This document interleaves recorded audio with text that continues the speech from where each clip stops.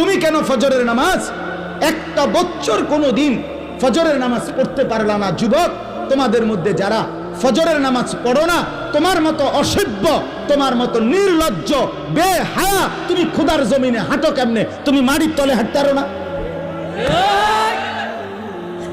তোমার মতো অসভ্য আর কোনো মানুষ হয়নি না, বেহায়া কোথাকার। আল্লাহ রাসূল সাল্লাল্লাহু আলাইহি সাল্লাম বলেন, তাহাজ্জুদ নামাজ, হাদিসে আছে, নবীজির জামানায় একবার সাহাবীরা বললেন একজন মুসলমানের ব্যাপারে, ইয়া রাসূলুল্লাহ, এই লোক সারা রাত ঘুমায় থাকে ফজর পর্যন্ত, কোনোদিন তাহাজ্জুদ পড়ে না। তাহাজ্জুদ মানে ফজর না, ফজরের আগের নামাজ। কথা বোঝেন নাই আপনারা? নবীজির সাথে সাথে মিশকাতে আমরা নিজে পড়ছি, আল্লাহ রাসূল বললেন, যালিকা রাজুলুন বালা শাইতানু ফি উদুনাইহি